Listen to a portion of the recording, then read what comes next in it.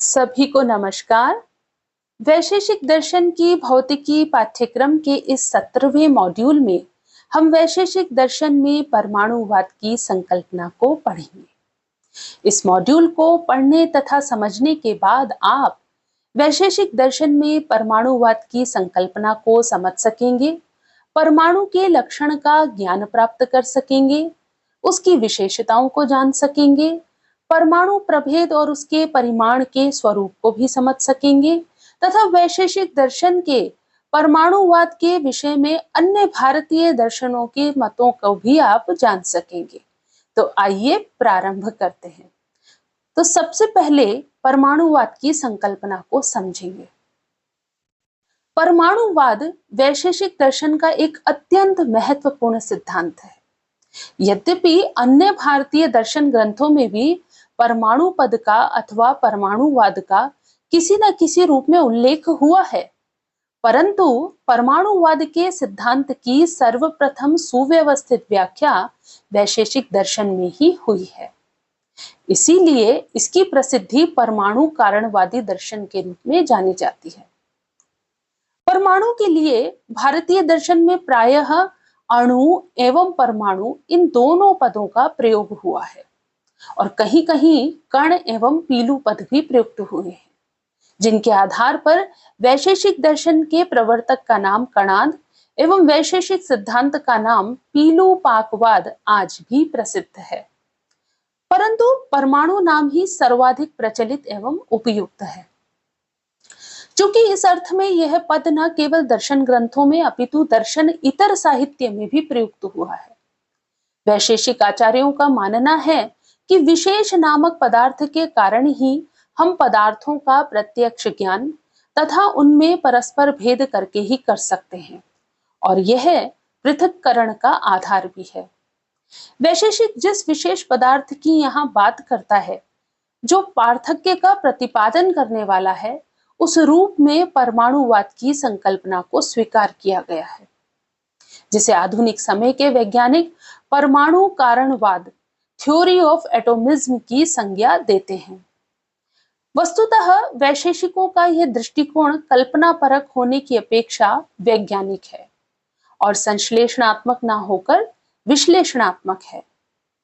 भौतिक जगत की व्याख्या के लिए भी वैज्ञानिकों ने आरंभ में जितने प्रयत्न किए वे सब परमाणुवाद की संकल्पना पर ही आधारित थे। परमाणु, जिसे अंग्रेजी में हम एटम कहते हैं, किसी पदार्थ का वह अविभाजित सूक्ष्मतम कण होता है जिसे पुनः विभाजित नहीं किया जा सकता है। यदि हम किसी द्रव्य को विभाजित करते जाएं, तो हमें उसके छोटे छोटे कण प्राप्त होंगे तथा अंत में एक ऐसी सीमा आएगी जब प्राप्त कण को पुनः विभाजित नहीं किया जा सकेगा, अर्थात वह सूक्ष्मतम कण अविभाज्य ही रहेगा। इस अविभाज्य सूक्ष्मतम कण को ही वैशेषिकों ने परमाणु कहा है और इसी बात का समर्थन करते हुए ग्रीक दार्शनिक डेमोक्रिटस ल्यूसिपस ने भी सुझाव दिया था कि यदि हम द्रव्य को विभाजित करते जाएं तो एक ऐसी स्थिति आएगी जब प्राप्त कण को पुनः विभाजित नहीं किया जा सकेगा। उन्होंने इन अविभाज्य कणों को ही परमाणु कहा था। ये सभी सुझाव दार्शनिक विचारों पर आधारित थे तथा इन विचारों की वैधता को सिद्ध करने के लिए 18वीं शताब्दी तक कोई अधिक प्रयोगात्मक कार्य नहीं हुए थे। 18वीं शताब्दी के अंत तक वैज्ञानिकों ने तत्वों एवं यौगिकों के भेद को समझना प्रारंभ किया तथा स्वाभाविक रूप से पता करने के इच्छुक हुए कि तत्व कैसे तथा क्यों संयोग करते हैं। तो इस समय के सन 1808 में जॉन डाल्टन नामक प्रसिद्ध वैज्ञानिक हुए, जिन्होंने पहली बार द्रव्य का परमाणु सिद्धांत प्रस्तुत किया। इसमें परमाणु को पदार्थ का मूल कण माना और इसे डाल्टन के परमाणु सिद्धांत के नाम से भी जाना जाता है। इस सिद्धांत के अनुसार सभी द्रव्य, चाहे तत्व यौगिक हो या मिश्रण हो, सूक्ष्म कणों से बने हो तो उन्हें परमाणु कहते हैं। यह विभाजन परमाणु रासायनिक अभिक्रिया में ना तो सृजित होते हैं और ना ही इनका विनाश होता है। डाल्टन के सिद्धांत का यह बिंदु वैशेषिकों द्वारा प्रतिपादित पदार्थ के नित्य स्वरूप को प्रकट करता है, जहां उन्होंने भी पदार्थ के नित्य अनित्य दो स्वरूप बताते हुए नित्य स्वरूप का वर्णन डाल्टन के परमाणु सिद्धांत की विवेचना जैसा ही किया है। डाल्टन के परमाणु सिद्धांत की विवेचना में कही गई यह बात कि भिन्न भिन्न तत्वों के परमाणुओं के द्रव्यमान एवं रासायनिक गुणधर्म भिन्न भिन्न ही होते हैं। वैशेषिकों द्वारा प्रतिपादित 9 द्रव्यों जैसे पृथ्वी, जल, तेज, वायु इत्यादि के परमाणुओं के द्रव्यमान एवं रासायनिक गुणधर्म की विभिन्नता से साम्य रखते हैं। वैशेषिक दर्शन के अतिरिक्त वेदों में भी अणु, रणियान इत्यादि रूपों में अनेक स्थलों पर अणु स्वरूप की चर्चा हुई है। तो आइए अब देखते हैं परमाणु की सिद्धि। सूत्रकार कणाद ने परमाणु की सिद्धि में घटादि कार्य द्रव्यों को ही लिंग अर्थात हेतु कहा। परवर्ती काल में वैशेषिक परंपरा के विभिन्न विद्वानों ने भिन्न भिन्न युक्तियों द्वारा परमाणु की सिद्धि का प्रयास किया, जिन्हें 3 मुख्य वर्गों में इस प्रकार विभाजित किया जा सकता है। पहला आगम प्रमाण, द्वितीय अनुमान प्रमाण और तृतीय असंगति पर आधारित युक्ति। तो सबसे पहले हम आगम प्रमाण को देखते हैं। वैशेषिक परमाणुवाद की आलोचना करते समय ब्रह्म सूत्रकार एवं शंकराचार्य की सर्व प्रमुख युक्ति यही रही है कि परमाणुवाद अवैधिक या श्रुति से अप्रमाणित है। पाश्चात्य विद्वान जैकोबी ने भी इस मान्यता का समर्थन करते हुए कहा है कि ब्राह्मणों के उपनिषद ग्रंथों में परमाणुवाद का कोई संकेत उपलब्ध नहीं होता। उनके शब्दों में, In the oldest philosophical speculation of the Brahmanas as preserved in the Upanishads, we find no trace of an atomic theory. वैशेषिक आचार्यों में से एकमात्र उदयनाचार्य ने ही उक्त आक्षेप का निराकरण करने की चेष्टा की है एवं श्वेताश्वतर उपनिषद के एक मंत्र की स्वनिर्मित व्याख्या द्वारा यह सिद्ध करने का प्रयास किया है कि ईश्वर इस भौतिक जगत की सृष्टि जीवों के धर्म अधर्म के अनुसार परमाणुओं के संयोग से करता है। उन्होंने इस मंत्र में एक पद है पतत्र, पतत्र को परमाणु का सूचक माना तथा इसके द्वारा परमाणु की सिद्धि में श्रुति प्रमाण भी प्रस्तुत किया। क्या है वे श्रुति प्रमाण? संपतत्रैहि एतेन षष्ठ विशेषणेन परमाणु रूपांभक द्रव्यस्य निर्देशः वर्तते, सर्वज्ञ ईश्वरः अधिष्ठाता अदृष्टम आरंभकम परमाणु रूपम च ईश्वरस्य अधिष्ठेयम्। अनुमान प्रमाण। वैशेषिक दर्शन के अनुसार परमाणु नित्य एवं अतीन्द्रिय तत्व माना गया है। अतीन्द्रिय जो इंद्रियों से देखा ना जा सके, अतः लौकिक प्रत्यक्ष की संभावना न होने से उसकी सिद्धि हेतु अनेक अनुमान प्रस्तुत किए गए हैं। व्योमवतीकार ने परमाणु साधक अनुमान में अल्पतरादि भाव की विश्रांति को ही हेतु माना है तथा न्याय कंदलीकार ने परमाणु की सिद्धि करते हुए युक्ति दी है कि अवयवियों में परस्पर छोटे बड़े भेद सार्वजनिक अनुभव से सिद्ध हैं, अतः अणु परिमाण का यह न्यूनाधिक भाव अवश्य ही कहीं समाप्त होता है और जहां यह समाप्त होता है वहीं नित्य परमाणु है। विसंगति बाधक प्रमाण। अवयवी द्रव्यों की अविरत अवयव धारा का विश्राम कहीं ना मानने पर एक ऐसी विसंगति उपस्थित हो जाएगी कि किसी तत्व का निश्चय ही ना हो सकेगा। अतः इस विसंगति से बचने के लिए यह आवश्यक है कि हम एक ऐसा अंतिम नित्य और निरवयव स्वीकार करें जिसका कोई विभाजन ना हो, तो वही परमाणु है। न्याय सिद्धांत मुक्तावलीकार विश्वनाथ ने भी इसी प्रकार परमाणु एवं उसके निरवयवत्व की सिद्धि करते हुए कहा है कि जिस प्रकार महत् परिमाण के अधिकतर और अधिकतम होने की पराकाष्ठा आकाश में समाप्त हो जाती है, उसी प्रकार अणु परिमाण के भी न्यूनतर न्यूनतम भाव की कहीं तो समाप्ति होती है। इस प्रकार जहां ये समाप्ति होती है, अर्थात जिसके परिमाण से छोटा और कोई परिमाण ना हो सके, वही उस परमाणु की सिद्धि होती है। न्याय सिद्धांत मुक्तावली के प्रथम आंग्ल व्याख्याकार डॉक्टर रोअर ने भी परमाणु की सिद्धि इस युक्ति से ही प्रदर्शित की है। उन्होंने कहा कि to say that the point where the end is obtained is not eternal would be to admit the production of an effect from a thing which is not in the connection of intimate relation. Therefore, this point is eternal. As the continual progress from one great thing to another still greater finds its end in the assumption of the sky and the other infinite substances, so there must also be ultimately a cessation of the progress from small to smaller thing, thus the necessity of atom is proved. ऐसा row or कहते हैं।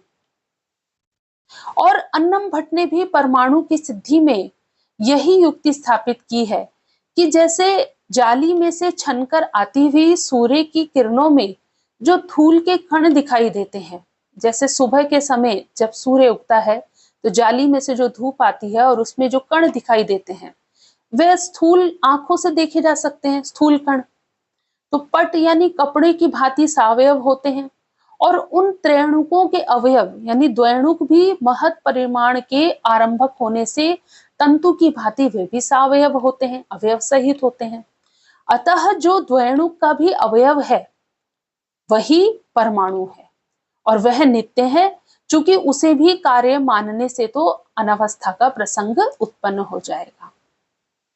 तो उक्त युक्तियों के विश्लेषण के आधार पर हम ये कह सकते हैं कि परमाणु सिद्धि में वैशेषिक दर्शन ने दो प्रमुख सिद्धांतों का आश्रय लिया है।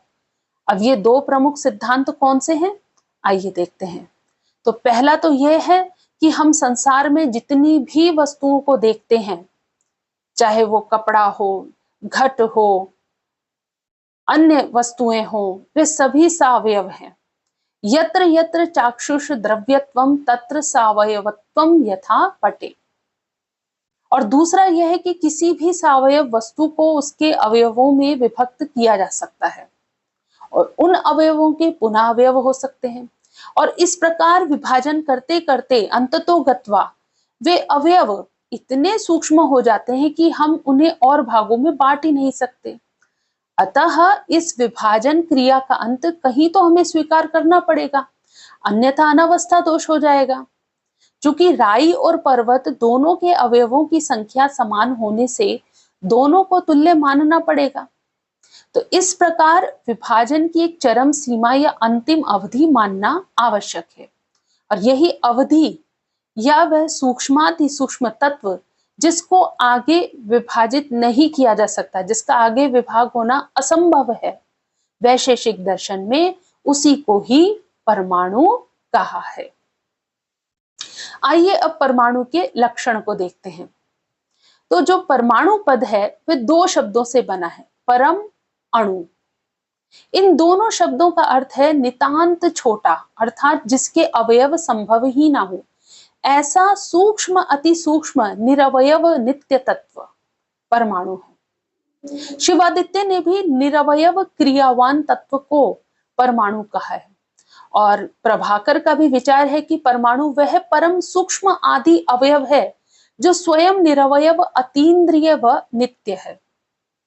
अन्यत्र भी कहा गया है कि जैसे खिड़की की जाली से छनकर जो धूप आती है, उस धूप में जो सूक्ष्म रज कण हमें दिखाई देते हैं वे जागतिक तत्वों के सूक्ष्मतम दृश्य तत्व हैं और उनका छठा भाग परमाणु कहलाता है। आइए अब जानते हैं परमाणु की कौन कौन सी विशेषताएं होती हैं। तो वैशेषिक दर्शन के अनुसार इस भौतिक जगत के मूल उपादान कारण के रूप में स्वीकार किए गए परमाणु की कुछ विशेषताएं भी हैं और वे विशेषताएं कौन सी हैं कि परमाणु नित्य एवं अविभाज्य है। एक परमाणु स्वतः किसी अन्य कार्य की उत्पत्ति नहीं कर सकता क्योंकि इससे उसका नित्यत्व प्रतिहत होगा।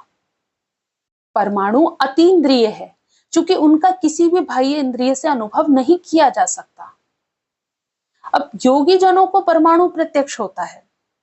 यद्यपि वैशेषिक दर्शन के अनुसार सामान्य जन हेतु परमाणु अप्रत्यक्ष ही है, किंतु योगियों को योगाभ्यास से उत्पन्न धर्म की सहायता से मानस प्रत्यक्ष अथवा उक्त धर्म की सहायता से चक्षु आदि इंद्रियों से परमाणु तथा दिशा आदि द्रव्यों का प्रत्यक्ष हो सकता है, क्योंकि योगाभ्यास जन्य धर्म का सामर्थ्य अचिंत्य है, अतः वह दूसरे कारण की अपेक्षा नहीं रखता है। तो इस प्रकार साधारणतः प्रत्यक्ष होने पर भी परमाणु योगियों को प्रत्यक्ष गम्य होते हैं। यह वैशेषिक सिद्धांत है। परमाणु की भांति उनमें रहने वाले गुण भी नित्य ही होते हैं। केवल पृथ्वी द्रव्य के परमाणु में रहने वाले रूप आदि अनित्य या पाकज होते हैं। परमाणु इस भौतिक जगत के अंतिम उपादान कारण है। परमाणु सामूहिक रूप से एवं व्यष्टिगत रूप से भी अप्रत्यक्ष ही माने गए हैं। परमाणुओं में विशेष पदार्थ संवेत रहता है, जिसके कारण एक परमाणु दूसरे से पृथक हो जाता है, पृथक हो पाता है। सूक्ष्म रूप से वैशेषिक दर्शन में परमाणु 4 प्रकार के माने गए हैं। और वह कौन से हैं 4 प्रकार? पार्थिव, जलीय, तेजस और वायव्य। तो पृथ्वी आदि कार्य द्रव्यों में अनुभूयमान गुण उनके परमाणुओं में भी स्वीकार किए गए हैं, चूंकि कारण के गुण ही कार्य में पाए जाते हैं। परमाणु अविच्छेद्य है, अर्थात अविनाश्य है, जिसका विनाश नहीं किया जा सकता।